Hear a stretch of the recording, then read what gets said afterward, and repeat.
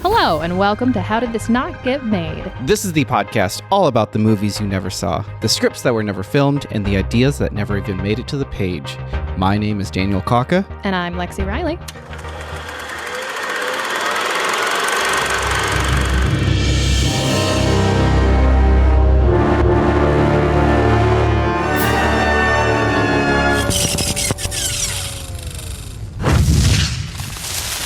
Welcome back to How Did This Not Get Made? We have been on quite a hiatus. As you can hear, we have a new host with us. Yeah, I'm new. Lexi, why don't you tell us just a little bit about yourself? I got nothing. No, this is my first time hosting a podcast. But much like you, I love movies and TV, and that is our shared interest of fun facts. This is not the first time that you have done a podcast with me. You actually did another podcast with me. My previous show, The Weird Alphabet, yes, we did an episode all about... I Love Lucy. Yeah, it was all about I Love Lucy. It was the episode about the song Ricky. Now, unfortunately, we are not here to talk about I Love Lucy. We are kind of going down a darker path. Yeah. We're going to be talking about horror. We're going to be talking more specifically about H.P. Lovecraft. We're going to be talking about one of his stories, At the Mountains of Madness.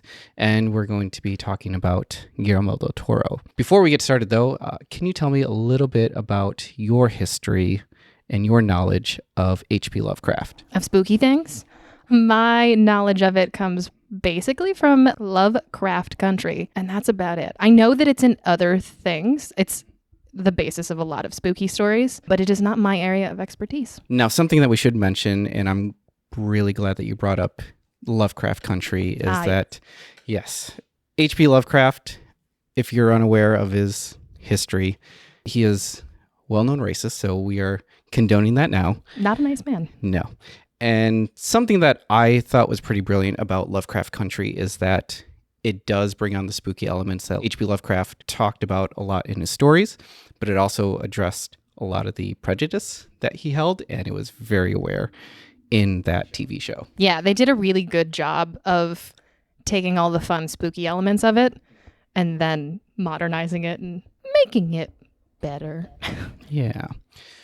As far as my history with H.P. Lovecraft, I remember in college, I was introduced to The Call of Cthulhu. It was one of his short stories. Oh, yeah. And the reason why our professor had us read it was to show his style. It was like the one story that could really boil down what type of horror elements that he introduced into literature.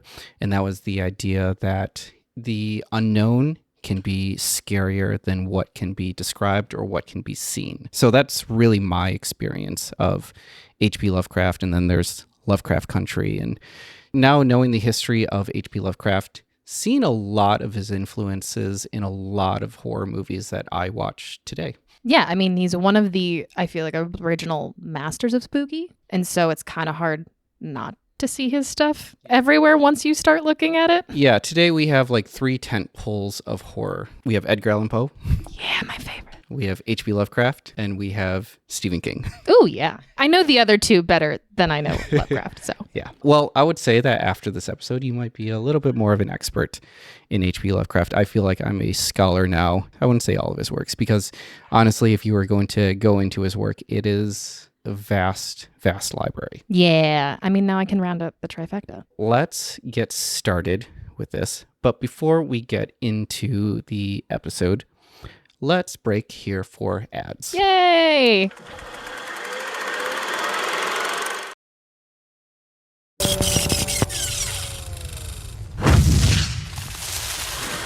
And we're back from the ads. Let's get into the meat of the episode. From a young age, Howard Phillips Lovecraft had a fascination with Arctic exploration. His obsession began at age 9 when he was given the book The Frozen Pirate by W. Clark Russell, a story all about a pirate who finds an old frozen ship in the Arctic ice and has to fight off an undead crew. Knowing Lovecraft's style, in which what is not known is oftentimes scarier than what is. This runs parallel with his Arctic obsession because before Richard E. Byrd took his Antarctic journey in 1928, much of Antarctica was actually unknown, never before seen by mankind, and unexplored. There's a lot that can be learned by reading and studying H.P. Lovecraft in his bibliography, but the focus of this episode will be mainly on the story At the Mountains of Madness, how Lovecraft has entered the mainstream entertainment, and the dedicated mission to make this film adaptation from How Did This Not Get Made all-star Guillermo del Toro. Yay! Yeah. I do know his stuff. You've never read At the Mountains of Madness? No, not technically. Do you know the story? Yeah, I know the rough story of it. Okay. So for those at home, I do have just a quick synopsis. I also have the book here, so we can just wait for you just to read through the whole thing. I'll get started. And then once you're done, we'll just reconvene and we'll continue on. I'm with a the real episode. fast reader. It'll be great. For those at home, if you're unaware of the plot, here's just a quick synopsis of the novella. The story is written from the perspective of geologist William Dyer, a professor at Miskatonic University in Arkham, Massachusetts. The story reads like a diary and a letter as a warning to future explorers wanting to study Antarctica. He makes the point that this is not the first time he's been to Antarctica, and in previous expeditions, he and other scholars have discovered ancient ruins, but there are dangers beyond the mountain ranges. In the latest expedition, Professor Lake led a small group to go ahead of the rest of the team. The team discovers the remains of unknown prehistoric life forms, but they're unable to determine if they're plants or animals. Half of the life forms seem badly damaged, and the other half seem to be in perfect condition. Some of the specimens date back further back than what geologically makes sense, and some of them show signs of using tools. Tools? Mm-hmm. Like the plants and the animals show signs of using tools? Yeah. The plants show signs of using tools? Yeah, like sharp cuts and whatnot. Audrey too? Yes. When the expedition loses contact with Lake, Dyer and a graduate student, Danforth, go out to find him. They find Lake's camp and discover that the men have been slaughtered and the camp destroyed. They notice that one man, Gedney, and one dog were missing. Investigating further, they find 6 star-shaped snow mounds. Underneath should be specimens, but they're all missing. They find that one of the men had been brutally dissected, and Gedney... That name is hard. That's his name? Yeah. And Gedney is suspected to have gone insane and killed everyone. Dyer and Danforth fly a small plane across the mountains and find an abandoned alien city. The builders of the lost city are known as the Elder Things, or the Old Ones. It's not really consistent with either ones, but either way, Elder Things, Old Ones, they're both the same. They're old. Yes. In the structures are hieroglyphics that tell the history of the city. It shows the Elder Things arriving on Earth shortly after the moon has formed, and they built the city on rock and roll. They built the city with the help of Shoggoths, a creature created by the Elder Things that could transform into any form to perform any task. It's hinted that the Elder Things created all life on Earth using leftover cellular material from the Shoggoths. In further exploration, they discovered that the Elder Things battled Cthulhu and Megu. Oh, I don't know. Okay, so Cthulhu I know. Mm-hmm. Megu? Megu, M-I-G-O. Oh, this is actually pretty fun. I can just scroll this around. God! What the fork is that? We'll put it up on our Instagram for you to check out what a Megu looks like. It's got wings, Uh-huh. but also like a thorax. Because when I say wings and a thorax, because I know that sounds insecty. Mm-hmm. No, those are like bat wings Yeah. on like a dinosaur-sized thorax. Mm-hmm. Yeah, with like pinchers. That's a hard pass from me. Cthulhu and Megu, they arrived on Earth shortly after the Elder Things. The downfall of the city happens when the Shoggoths rebel against the Elder Things. The hieroglyphics become more simplified and crude, hinting at an unknown evil lurking within a larger mountain range beyond the city. The Elder Things avoided the mountain because it grew so large, towering over the city in just one night. One night. Mm-hmm. So... That's spooky. yeah. Someone's working quick. Mm-hmm. When Antarctica became uninhabitable, the Elder Things migrated into the subterranean ocean. Dyer and Danforth realized that the specimens missing from Lake's campsite were the Elder Things. They have come back to life, killed the explorers, and are returning back to the city. Bum, bum, bum. Dyer and Danforth find the remains of what the Elder Things have previously killed, including Gedney. That's a hard one. Yeah. Doesn't get easier. No. Including Gedney, the missing explorer, and a blind 6-foot-tall penguin, which they used as livestock. That ain't Hugsy. Mm-mm. They confront a black bubbling mass, which identifies as a Shoggoth, and manage to escape. They get into their plane and fly away. As they leave, Danforth looks back and sees an unknown evil that causes him to go insane. Dyer concludes that Lake and his group were killed either out of scientific curiosity or defense. The Shoggoths were the cause of the city's destruction. He warns future explorers never to come here. Danforth is still alive, but continues to have manic episodes. You know, as one does when you've seen a 6-foot tall penguin? Yeah. Blind penguin. That's taller than me and I'm uncomfortable. Yes. A little bit behind the story. Lovecraft's novella, At the Mountains of Madness, it was written in 1931. This is shortly after Richard E. Byrd's return from his Arctic mission. In fact, Lovecraft used a lot of what he discovered and the records of that journey to help him outline the plot of his story. According to Lynn Carter's book, Lovecraft, A Look Behind the Cthulhu Mythos, another inspiration that might have contributed to Mountains of Madness was Lovecraft's hypersensitivity to cold.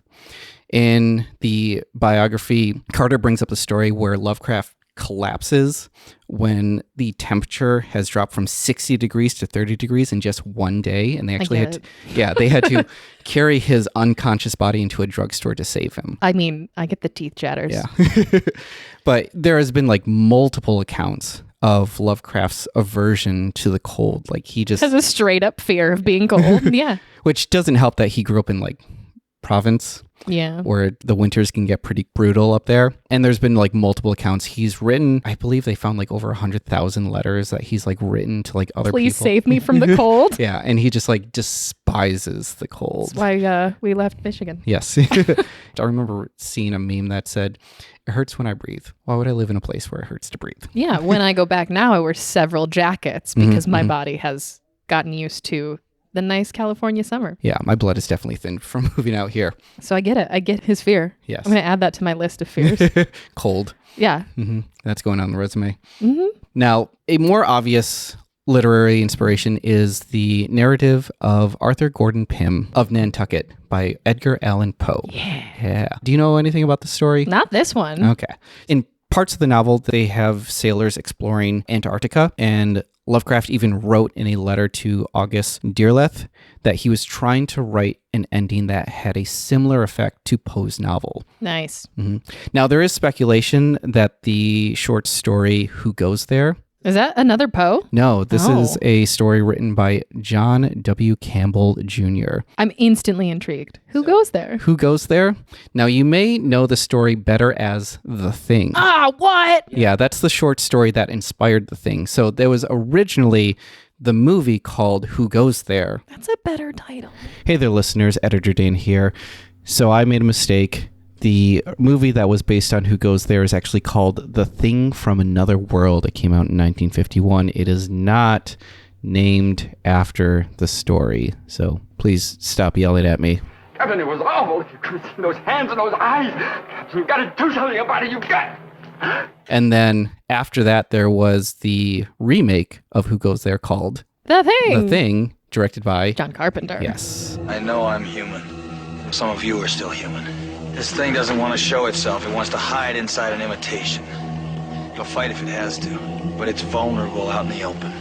If it takes us over, then it has no more enemies. Nobody left to kill it. And then it's won.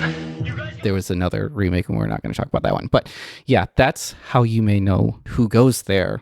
Now, the speculation is that this story, Who Goes There, was inspired by At the Mountains of Madness, which... I'm going through the order of operations. So we've got Poe, we've got Lovecraft, and then we've got Who Goes There. Yes. Gotcha. Now, I don't fully believe that that is true. Who Goes There, that was published in 1938. At the Mountains of Madness, that was actually published 2 years earlier, 1936. I know it was written in 1931. It wasn't published until 1936. Just hanging on to it. Mm-hmm.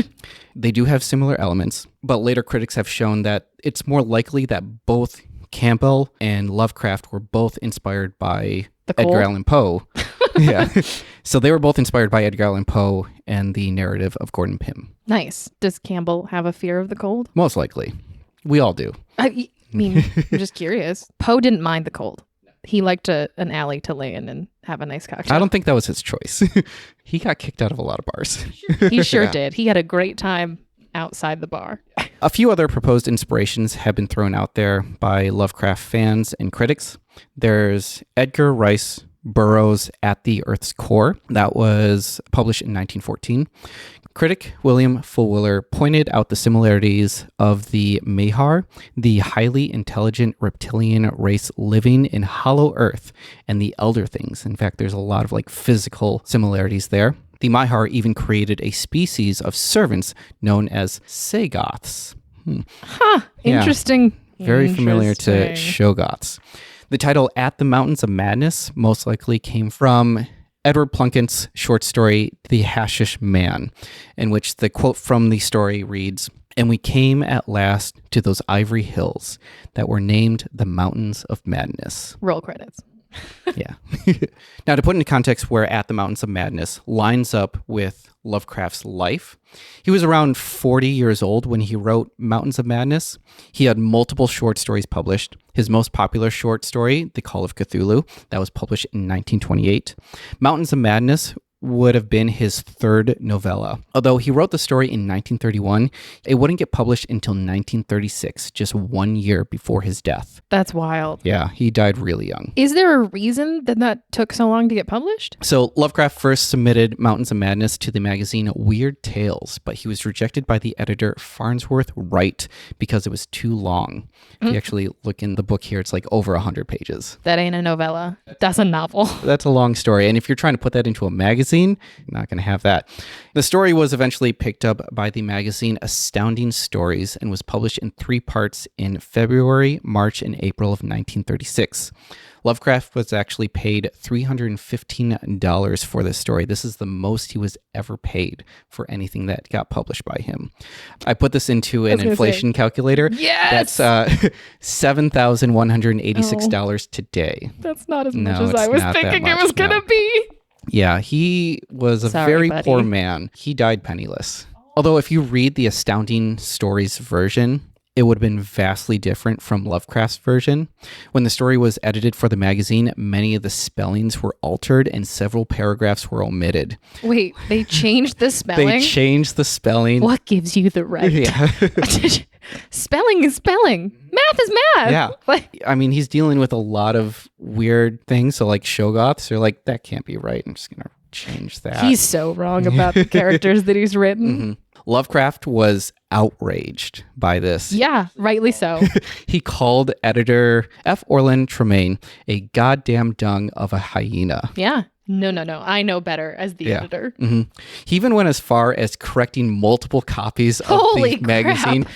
Yeah, by hand and started. By hand? Yeah, and I mean, he didn't have a typewriter, and he started still. selling those copies instead. Oh my God. What Yeah. a not nice person. Yeah, even the corrected versions, in his sense, the ones that he corrected, still maintain multiple errors. Do we know what those errors were? Just spelling errors, grammatical errors, stuff like that. Now, this might surprise you, but the full unabridged version of At the Mountains of Madness wouldn't be published until 1985. So much after his death. Way Much. longer, yes.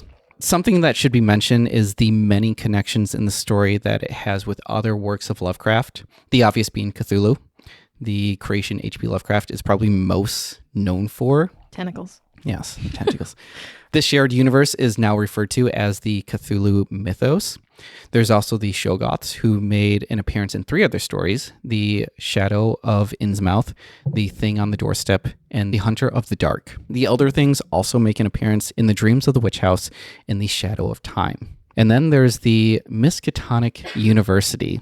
This is actually a fictional university that Lovecraft uses in nearly every single one of his stories. Is it the ring, right? That Del Toro wears? Yep, Del Toro, he wears a ring that says the Miskatonic University. It looks like a class ring that he wears on his finger. Yeah, it's cool. Yeah. Like, that's such a fun thing to do. Yeah, Be like, yeah. I like this story this much that I wear this ring. I all did the a time. quick Google search of the Miskatonic University ring, and I kind of want one now. Yeah, I looked it up.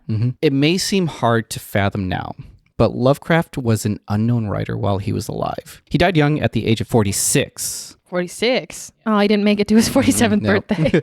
In 1937 from cancer of the small intestines. Oh, Due to his fear of doctors, he wasn't diagnosed until it was too late. his fear of doctors? Mm-hmm. He feared a lot of things. Yeah. The cold, the doctors. Also, at that time, was cancer diagnosis that progressive anyway? I'm not fully sure. Well, the reason why we know so much about like what he died of is that he actually kept a log of how he felt until Shut he the like front door. couldn't physically hold a pen. Yeah. So like later analysts would show that he would have had cancer of the That's small intestines. bananas. Now, I think that his fear of doctors may have come because his father died of syphilis when he was really young and actually saw the side effects of syphilis from his father, which can be a terrifying thing. Yeah. So it was mostly his mother who was taking care of him, and it was his grandfather who was kind of taking care of him. They took him in.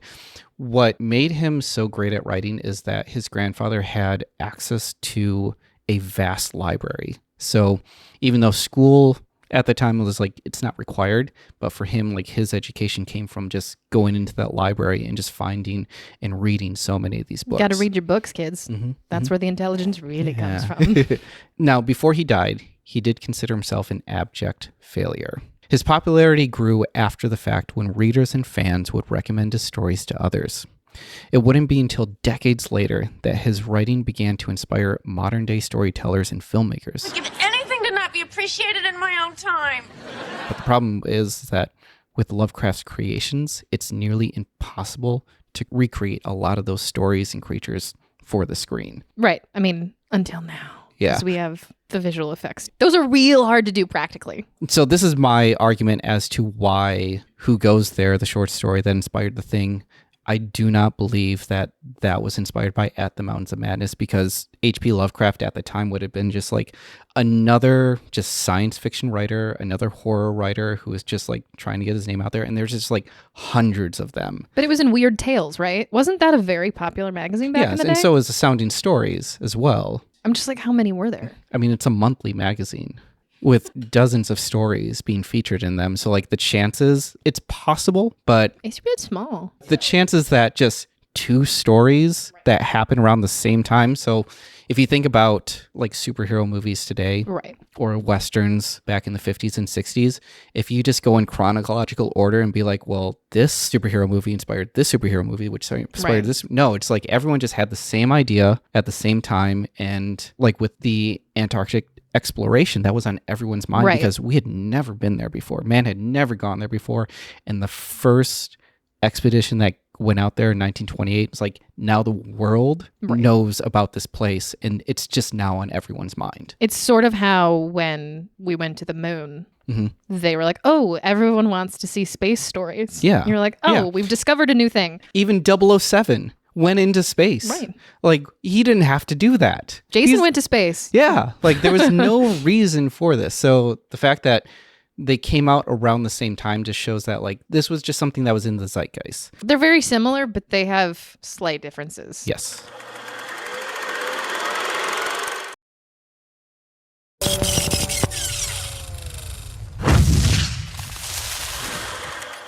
Now we're going to be entering into a territory that you're probably more familiar with. Oh, thank God. The first time Lovecraft ever entered the mainstream was with the director Roger Corman. You know who Roger Corman is? I don't. So Roger Corman, I'm still out of my element.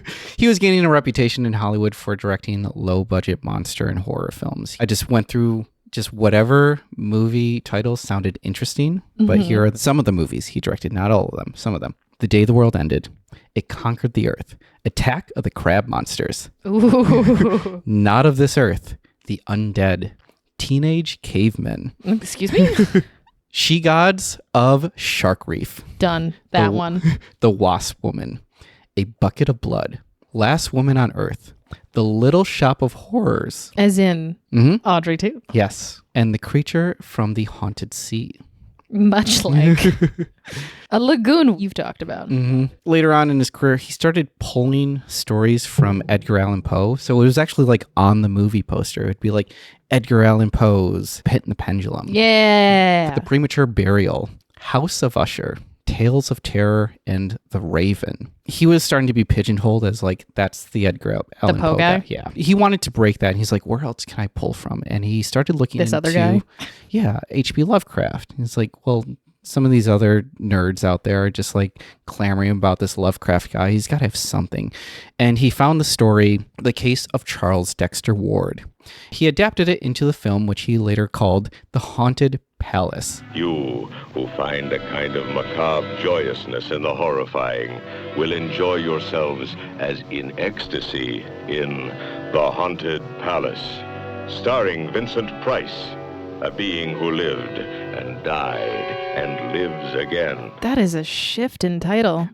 Now, the reason why they changed that is because that's the name of one of Edgar Allan Poe's poems. I was like, that's not. In fact, they incorporated elements of The Fall of the House of Usher and started putting in like Gothic elements. I would like into to that. not be the Poe guy, but I'm going to title it after Poe. I have a feeling that it might have been a producer note to be like, no one knows who 100%. this guy is. Just make it another Poe movie. It's making millions of dollars for us. Just say Edgar Allan Poe did it. Did they say Edgar Allan Poe did it? Or did they Yeah, just... it did. If you look at the movie poster, it says Edgar Allan Poe's The Haunted Palace. Not all writers are the same. No, but I will say that for the first time in film history, H.P. Lovecraft was actually listed in the film's credits As H.P. Lovecraft. Gaffer. Yeah. He's the best boy.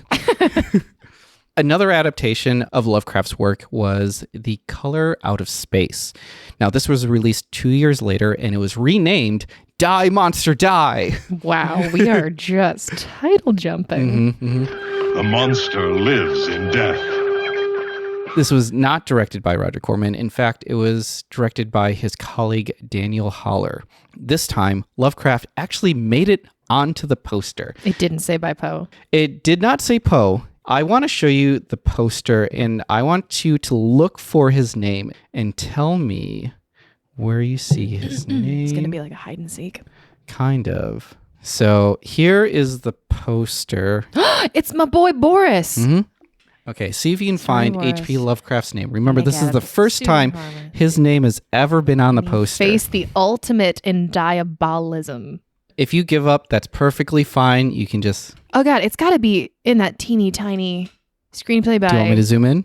Yeah, Okay. because like I'm not old, but like that's tiny print from The Color Out of like yeah, it's exactly where I thought it would be, but He made it on the font poster. size 4. This is the equivalent of in Monsters, Inc., where Mike Wazowski makes it onto the news. Yeah. And they like block Block his his face, face. and he's like, oh my God. The joke that like Disney and Pixar keep doing, where even on the DVD cover, it's like the barcode. Yeah. It's like in the tiniest font. The only thing that's smaller than his name is the legal writing below it. Right. I mean, because legally they were like, oh, we should probably put him on there. Yeah. It wasn't a like, hey, we took this story from you. It's like, well, some lawyer told us. It's the equivalent of like a kid writing happy birthday on a poster and they miscalculate how long birthday is and it turns into like Earth Day. Now, Corman and Haller would actually team up to create the Dunwich Horror. And this time, they didn't change the name. They actually Heyo. kept the original Lovecraft story. The nights are darker.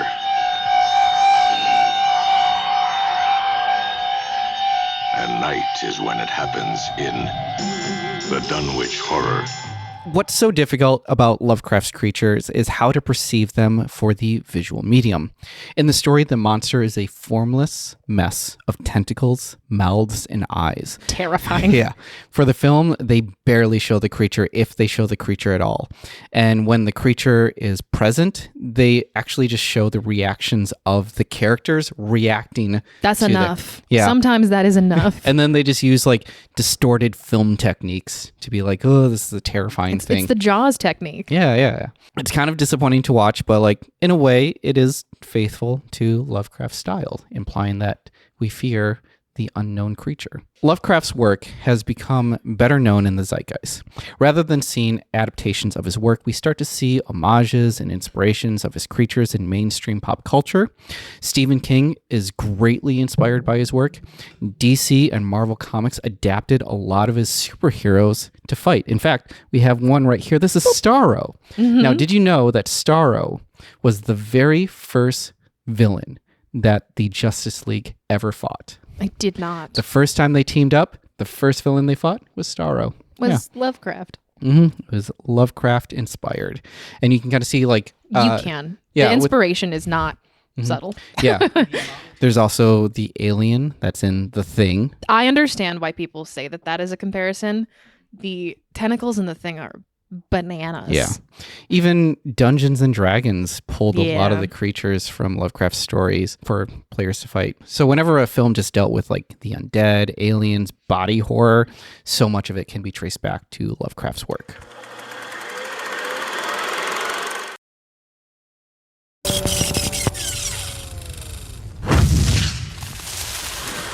The first time that we really see H.P. Lovecraft's name used as a marketing tool was in the 1985 film The Re-Animator, directed by Stuart Gordon.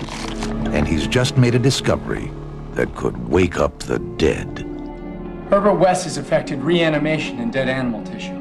The film felt more campy than horrifying, but its success spurred more Lovecraft adaptations from the filmmaker, like From Beyond, Castle Freak, and Dagon. After this, the amount of films borrowing elements and adaptations of his stories just exploded. And at this point, like looking at Lovecraft's IMDb, I don't know if you ever look at it. No? Yeah, he has I don't know why that's never dawned on me, but I'm gonna. Yeah, he has an IMDb. And looking at his work is like looking at a voice actor's body of work. Just massive amount of inspiration. No longer in 4-point font. Yeah, and at this point, we've kind of just been like oversaturated by so much of his work that it's nearly hard to escape. And it's even created its own genre in itself, which, do you know what the name of the genre is? Lovecraft? Lovecraftian. Oh, You're so close. So close. Lovecraftian. That makes sense, and I feel dumb. Enter Guillermo del Toro. He discovered Lovecraft at around 12 years old. Whoa. Yeah. This would have been around the mid-70s when Lovecraft was just entering the mainstream. The one novel wasn't published till 1985. At the Mountains of Madness wouldn't have been until... Yeah, 85. The full one would have not been until 1985. So Del Toro's ahead of the... Got it. Yeah. In the book, The Thing on the Doorsteps and Other Weird Stories, this is a collection of horror stories that were curated by Guillermo del Toro. He wrote an essay titled Haunted Castles, Dark Mirrors, discussing his obsession with horror, where it began, and how he discovered H.P. Lovecraft. In that essay, he's quoted saying, "One hot summer afternoon, I stumbled upon a text of the Lovecraft story, The Outsider. I was riding in the family car, and the text was included in Spanish in an anthology for my brother's lit class. I started to read, and almost an hour later, I was left in the car, still reading. Oh my God. Oblivious to the inclement heat, mesmerized and moved by his story." Temperature just really a factor. Yeah. I will say, I've worked with kids before. They don't feel heat. If they're into something, they feel nothing. Yeah. I remember teaching at a summer camp. There was a kid who was wearing one of those dinosaur onesies. And this is one of those like fleece dinosaur onesies. This is something I have this at home, and I only wear it. Yeah, you made me wear it on camera, under lights. Yeah. And it ain't cool. It's very hot under there, and I only wear it during the wintertime. And this kid wore it all day. Summer camp. Yeah. Outside, running around. I was like, you feel nothing. We were that young once, though. I don't understand. We had that at some point. I'm sure. Yeah, just unable to feel anything. In the book, The Supernatural Cinema of Guillermo del Toro, he talks briefly on where his obsession with At the Mountains of Madness began. Quote, "Reading this tale in my mid-teens was a revelation. I was never exposed to any literature that so dwarfed our existence and hinted at the cold indifference of the cosmos. I became entirely enamored. Making a film of it became my quest. For the last 15 years or so, I have attempted repeatedly to make this film based on this story. From 2009 to 2011, I dedicated my every waking hour to sketching, sculpting, and writing every detail in the adaptation of Lovecraft's difficult prose. Difficult to adapt, that is, since it is superb tonal work, peppered with a brief but shocking episodes of devastating power. The adaptation took necessary liberties, but remained faithful to every landmark of the novel. Every waking hour? Yeah. I'm sure there's photos of these sculptures somewhere. Some of them. There's also his, I forget what he calls it. He has like a library. In his house? In his house. Of course he does. Of just like all of his obsessions. Because the idea is that if he surrounds himself by the thing that intrigues him, he'll constantly find inspiration. I mean, that makes sense. We put movie posters on our walls and, books, shelves. Yeah. In Cabinet of Curiosities, my notebooks, collections, and other obsessions, there's an entire section of the book dedicated to unrealized projects and a chapter on At the Mountains of Madness.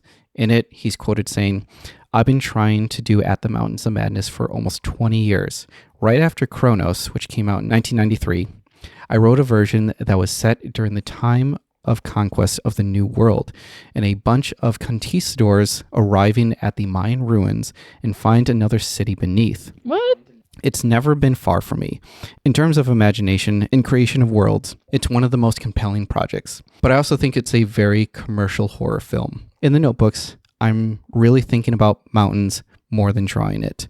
The funny thing is, Lovecraft excelled at being ambitious about the way his creatures looked. The creatures that he's very specific about.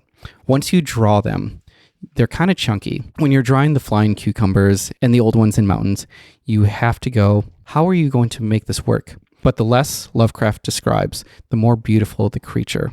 And I think the ambiguity provides the opportunity to make them shapeshifters. I want a 6-foot-tall penguin practically done. We all like do. You can do that practically. Yeah. I feel like that suit is terrifying. Like the penguins are really cool and super practical. Yeah. They're human height. Mm-hmm. Yeah, and all of them are going to be played by Doug Jones. Oh my God. So, how close did Del Toro get to creating his dream film? Let's look at where he was in his career. After Del Toro first filmed Kronos in 1993, this was a Mexican-made movie, and this got him the attention from Dimension Films, who then produced his first American film, Mimic. Now, his experience making this movie was awful, mostly due to losing so much creative control in the process, which nearly led him to quitting the film industry entirely. You don't say. Mm-hmm. Yeah. In 2011, a director's cut was released. Del Toro has stated that this is not exactly what he wanted, but it helped heal a lot of wounds. After Mimic, Del Toro went back to Mexico and made The Devil's Backbone. That came out in 2001. After making a movie, he was comfortable with coming back to the U.S., in which he directed Blade 2, which came out in 2002. Yeah. I don't know. Like, I've seen Blade 2. So he made Blade 2. That was a financial success. And this opened up the door for Del Toro to pitch a much bigger movie. And you know what that movie was? Hellboy? It was Hellboy. Yeah. There are things that go bump in the night, Agent Myers. Make no mistake about that. And we are the ones who bump back. In the background, Del Toro teamed up with his Mimic co-writer, Matthew Robbins, to make a film adaptation of At the Mountains of Madness. Matthew Robbins, prior to, wrote Sugarland Express, Dragon Slayer, and Batteries Not Included, just to name a few. The two would go on to work together to make Don't Be Afraid of the Dark, Crimson Peak, and Pinocchio. I haven't seen Pinocchio, but I'm sure it's good. Del Toro pitched Mountains of Madness to DreamWorks, and they began pre-production in 2004. For unknown reasons, the film was canceled. Although, if you watch Hellboy, you may probably notice there's a lot of Lovecraftian-type creatures in there, especially the behemoth, the big bad at the very end of the movie. How big can it be? As soon as you see the eyeball at the beginning, I was like, oh, I know what that is. Yeah. As soon as someone gave him the opportunity, the prosthetics, the CGI, and he's like, I know exactly what type of monsters I want to make. If you're giving me like an unlimited budget, like I'm going to make Lovecraftian tentacle creatures. And it starts in the cold. Yeah. Like you get that Antarctic feel to it right off the bat. Even the finale takes place in like an ancient city, an ancient like tomb or like a place of worship. And then it's the middle of winter. It's just like he basically took Hellboy and put him into At the Mountains of Madness. Yeah. If it works, it works. It's a good movie. Yeah. Looking into the behind the scenes of Hellboy, like the creator of Hellboy was talking about the adaptation, and even Del Toro was talking about it, where he was like, we didn't take an exact story from the comics. The only thing that we really took from the comics were just the characters and the relationships between those characters, although there were some that were fabricated for the movie. So like the relationship between Hellboy and Liz, for example, that was Firestarter? Yes, that was created for the film. That was not something that was realized in the comic books, but that was something that Del Toro really wanted to put in there. It was really Del Toro coming up with a story and just kind of fitting Hellboy into that. And like, what are the perfect creatures for Hellboy to fight other than like Cthulhu or the ancient gods or something like that. Right. There's the quote at the beginning of the movie too, but it immediately talks about the old ones in a way. In the coldest regions of space, the monstrous entities, I'm going to butcher it, but the 7 gods of chaos slumber in the crystal prison, waiting to reclaim Earth and burn the heavens. That's At Mountains of Madness. Knowing that At the Mountains of Madness was basically like in the back of his mind for the entire production of this movie, like so much of it just like appears on there. And I think he might have been doing this as like a proof of concept to be like, if I can do this with Hellboy with this budget, like I can easily do this for At the Mountains of Madness. Yeah. Del Toro carried on and he directed Pan's Labyrinth, which was released in 2006. I just did the hand gesture. That was actually my desktop background for a while. It's so good. When I was in college. Yeah.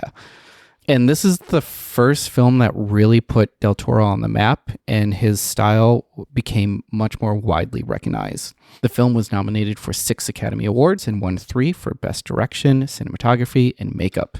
In June 2006, it was reported by DelToroFilms.com that Del Toro was working with Warner Brothers to produce At the Mountains of Madness. Yet again. It was announced that Ron Perlman was cast in the role of Larson. Now, Larson is a character that was created specifically for the movie and probably more specifically for Ron Perlman. So how do we put Ron Perlman in the movie without naming the character Ron Perlman? Also, William Stout was hired to do art design for the film. Now, you may recognize this work from his movie posters that he's done. He's done the movie posters for Wizards, American Graffiti, and Life of Brian. When Del Toro worked at WB, he had this to say, quote, "Someone suggested a love story and other things, but I won't do it. H.P. Lovecraft didn't see it fit, and neither do I." Again, for unknown reasons, the production was canceled.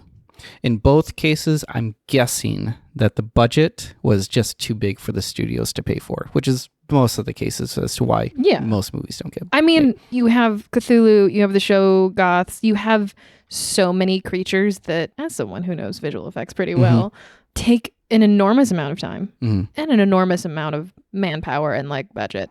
Yeah. If the filmmakers are not careful enough, that budget can easily balloon.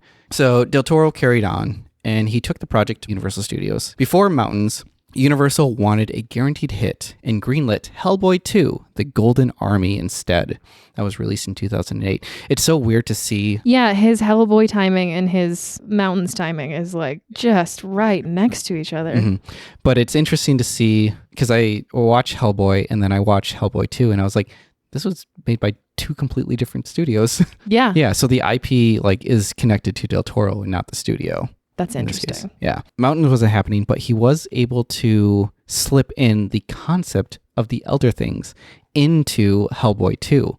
There's the troll market scene. They're like walking through, and then in the background, you can see like these tentacle-like creatures, and those are supposed to be the Elder Things. That's brilliant. Let's see if I can find it. There's like a screenshot of it, just kind of like in the background. That's wild. Yeah. It also sort of looks like a Star Wars character.